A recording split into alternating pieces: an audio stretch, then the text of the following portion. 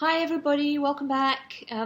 We are now in the very final stages of Phil 375, and we also have a short week this week because the Friday is a UBC holiday. So that's going to mean I'm actually not going to post audio wrap up on Friday. This actually works pretty well because we're sort of shifting into a phase where the Wednesday to Wednesday schedule is more relevant because we're going to have the Wednesday of this week, which will be submission of drafts, going through to the Wednesday of next week, which is when you need to write your feedback for the people in your group on the drafts. I'm going to talk more about that in a second. And then to the final day of classes, which is the Wednesday after that, the Wednesday the 14th, which is when the final versions are due in. So this week, because it's a short week, we are not introducing any new content. There's no new reading. The first half of this week, so basically today through till Wednesday, you need to be polishing off those drafts and getting everything into, the condition where you're happy to show it to your peer group for. Or you and three others.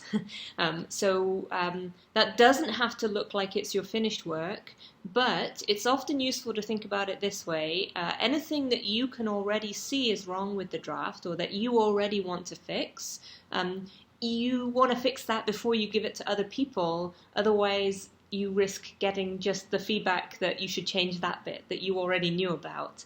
So if you want to get the most out of the feedback process, it's good if you've already done as much with the draft as you can at this stage, and then you're getting fresh eyes on it from an external perspective, and hopefully that will get you more information about how to improve this thing, rather than just hearing things from other people that you already knew you wanted to change or fix. So that's a good way to think about how to get something into a good point for submitting as a draft.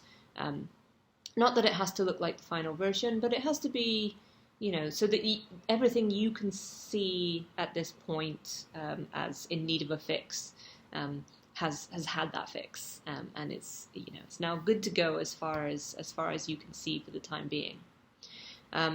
So what's going to happen is you're going to submit that into the Canvas grading process on Wednesday, and by that point as well, I will have assigned everybody to their groups of 4.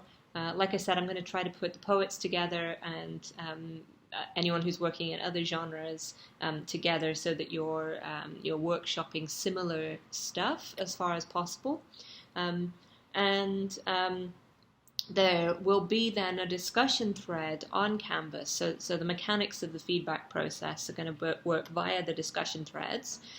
There'll be a discussion thread which is just for your group. And what you'll be able to do, I'll put all of these instructions into the thread as well, so it will all be there. But what you're going to do basically is just take your draft as a document. It can be Word or PDF or whatever, and you're going to attach it as a comment in the thread for your group. So everybody's going to do that, and then everybody can reply to the comment that has the work in it, if that makes sense. So there'll be threaded replies available, so you can see somebody's piece, you can read it, you can leave your paragraph of feedback on that piece, you can see someone else's piece, you can read it, you can leave your paragraph of feedback on that piece. And then hopefully what eventually happens at the end of the week is there are 4 pieces submitted to the group, and each has 3 pieces of feedback on it from all of the other people in the group. So that's the ideal situation, and like I said, that process of giving the peer feedback goes from Wednesday to Wednesday. So it'll be opening this Wednesday, well, probably Thursday morning, because people have until midnight Wednesday to submit the draft, and so on Thursday that discussion group will be available to you. And you should be able to find your group, and you should be able to go in, paste up your own draft, and you can just put it as an attachment to a comment. I'll put the detailed instructions in the discussion itself, but it's not complicated. Even I can handle it, so it can't be that bad. And then people can reply. They can just type directly in to the replies to your comment with your draft attached. Great, so that's what's going to happen. I'll just open another general discussion board for kind of mutual support and questions and answers and advice that people have if they're sharing tips, or if they want to ask for tips from other members of the class, sort of like, how are you doing this, or do you have any thoughts about how I could handle this idea, or strategies, anything really that might be helpful as you get into that final stage of drafting. So there'll be that's entirely optional, but it will be there on the discussion boards as well. Just a general post anything you want here kind of discussion.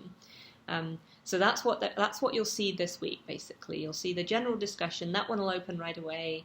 You'll submit your drafts, and then you'll see a group-based feedback discussion that only the people in the group will be able to see each other's work. So you're not showing your piece to everyone in the class. You're just showing it to the 3 people who are in your assigned group. Okay. So as I said, on Friday, we won't have a wrap-up audio, but partly because there won't be anything really to wrap up at that point, because now we're on our Wednesday to Wednesday schedules, and also because it's the holiday. So you should all try to take a long weekend break, insofar as it's possible, relax and recover a little bit if you can. In fact, the same thing goes for Monday. It's also a holiday. It's not a stat holiday in BC, but what is that? Cats.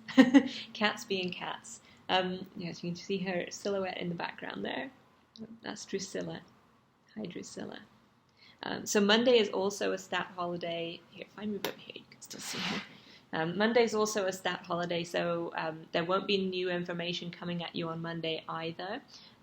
But I will post another video on Tuesday, and that will be the intro for essentially our final phase of this class, where I'll be talking about how to revise in the light of the feedback that you got. Drusilla has opinions. And that will be some information for you at that like final stage, so you get the feedback from your peers over the course of this Wednesday to Wednesday, and then the final bit. I'll post that video on Tuesday so that you have it ready for when you're working on your final revisions for your final version. And I think that's all of the information I need to give you today. Let me just check on my list here that I didn't miss anything. Office hours. Yes. Now I won't have office hours on Friday because of the holiday. I will have my office hours as usual this Wednesday. And of course, if you need to chat at a different time, you can always email me to set something up. If you want to someone to sit down and go through your draft with you, Yelena is available for that, our TA. So you can make an appointment with her for office hour meetings. Yes, that's it for info that I need to give you at this point. The only other thing I wanted to do is say, just as we're coming into the final stages of this class, how much this class is meaningful for me, and how much I've appreciated your ideas and your work and your insights so far. Because this is an unusual course for the philosophy department. We usually don't teach creative writing formats for philosophy. We usually just do what pretty much we did in the first half of the class, which is essay writing in the academic style. And this is sort of reflective of the way that the discipline of philosophy has moved over the 20th century, and certainly is continuing in the 21st now. It's been largely kind of professionalized in an academic direction, and so that academic writing style has become very dominant. But historically, and in many traditions of philosophy, using creative forms and literary forms especially has been normal, has been a normal thing to do, if not the norm, for how philosophy proceeds and how it circulates in the world. And in many ways, the limitation to academic forms of writing has it has advantages because you are able to do certain kinds of precise and technical things that can't be done in any other way. But it has a fairly major, I think, disadvantage in terms of how much the philosophical ideas can move in the world and affect people and impact how the world goes on.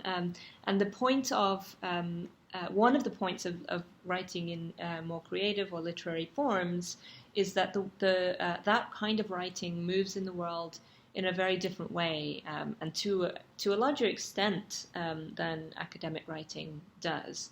And so that's why I personally think it's important that philosophy and literary forms don't get completely separated from one another. And that's why it's important for me personally to teach a class like this, although it is a bit unusual in a philosophy class. I see a need, personally, I see a need for philosophy to, Drusilla still has opinions. I see a need for philosophy to come back together and understand that literature can be a way for it to exist and to express and to move in the world. Not the only way. I don't think people should stop writing academic philosophy essays. I still do that, and I think it's valuable and important. But I think there's other forms philosophy can also take, and I think they're also valuable and important. So that's why I'm teaching in this manner, and I think there's a demand for this too. I'm doing this partly not just because I like it, but because people have asked for it, and they seem to want this kind of format in courses, or this kind of skill set, this creative writing skill set, to be available as one of the ways to learn how to write philosophy. Okay, so that was just a little bit of information about why I'm teaching this way. And then the last thing I wanted to say, just as we get into this last part here, is how inspired I've been and honestly moved by how creative and insightful and original and often vulnerable, but also just straight up interesting your writing has been. And I didn't really know what to expect going into this course. It's the first time I'm teaching it. It's the first time a course like this has really existed that tries to so thoroughly blend literature and philosophy together, not just in the analysis of literature, but in the creation of work, philosophical work in creative literary forms. And so, it's kind of incredible to me, and very inspiring that you've produced such amazing things. So even just so far, and I'm particularly excited, and I'm particularly excited and looking forward to seeing the drafts that you all are working on. I know a little bit about some of them that some of you have mentioned to me, and so. This part of the course is really special for me personally. That was the last thing I wanted to say. That's not information about how to do this course or anything, but it is a little bit about why this course particularly matters to me. And it's been a weird time to start teaching in a new